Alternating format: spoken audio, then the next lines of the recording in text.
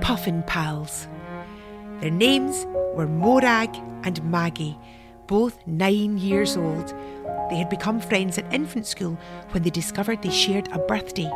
Each year since then, they held a joint celebration. This particular birthday was special.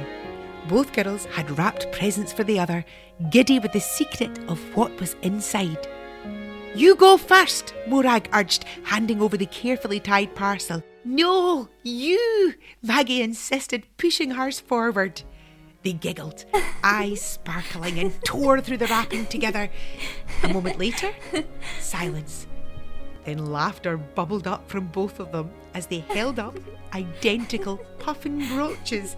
Tiny ceramic birds, wings outstretched, black and white with orange beaks. "You got me a puffin too," Maggie squealed. "They're my favourite bird," Morag cried. "They're our favourite bird," Maggie corrected with a grin. And so, those puffin brooches became their symbol. They wore them on jackets, clipped them to school satchels, and even tried, unsuccessfully, to pin them to their swimming costumes during school outings to Loch Ness.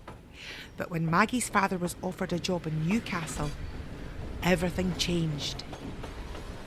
The girls hugged tightly at the train station, salty tears mixing with the smell of the new diesel trains. "Don't forget me," Maggie whispered. "I never will," Morag promised, fingers brushing the puffin pinned to her coat. 60 years later. Life had been full. Marriages, children, careers, losses. Morag lived in the same house she and her husband had bought in the 70s. But now the rooms echoed with quiet memories. Duncan had died the previous year, and their daughter Isla had her own family in Glasgow. She'd visit as often as she could and was concerned that her mum spent so much time on her own. "You need to get out, Mum. You used to love meeting people." Morag forced a thin smile and sipped her tea. Then came the idea of the Friendship Bus, a community service for older adults feeling isolated, designed to bring them together through monthly outings. "Just try it once," her daughter coaxed.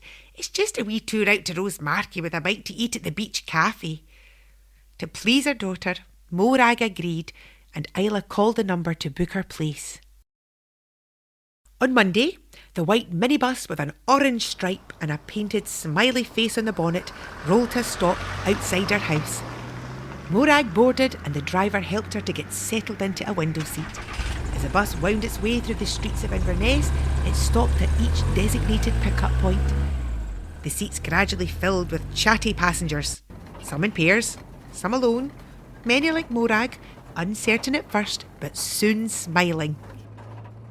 At one stop near the river, the bus halted and the driver helped an elderly woman in a wheelchair onto the rear ramp. She was wrapped cosily in a tartan shawl and wore thick glasses, and there was something striking about her presence. Dignified, warm. As she lowered the shawl, Morag glanced over, curious. Her eyes had caught on the small shape glinting from the woman's lapel. A puffin brooch. Her heart gave a strange fluttering skip. She clutched at her own jacket. She had decided that morning to wear the brooch, though she wasn't sure why. Maybe for courage, maybe for comfort.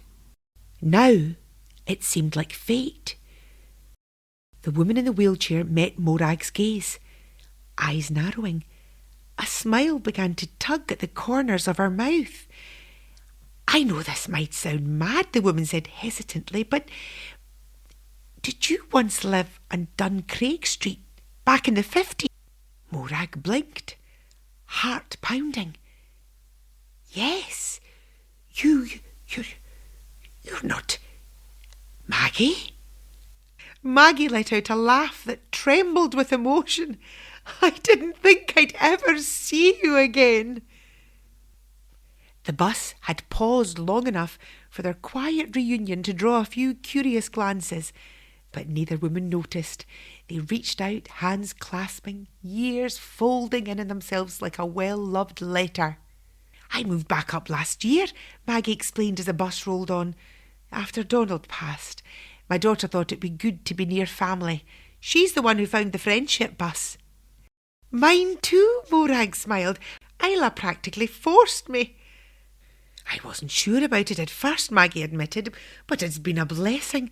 I've met some wonderful people. It's funny how something so small, like a puffin brooch, can lead you back to your past. Or your future, Morag said gently.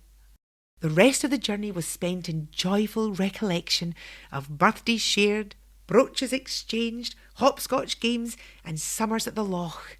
They laughed like girls again, the weight of the years lifting for a little while. At the beach cafe where the friendship bus stopped, Morag and Maggie joined a table of others. Some regulars, some new. Conversations flowed easily. Oh, there was no shortage of stories, no shortage of kindness. The tea was hot, the cake sweet, and the company warm. As the outing came to a close and the bus returned passengers to their homes, Morag turned to Maggie. We should do this again. Maggie nodded. How about tea and cakes at my house? If you're up for it. I am, Morag said, her voice steady with a happiness she hadn't felt in years. And this time, I'm not letting 60 years go by.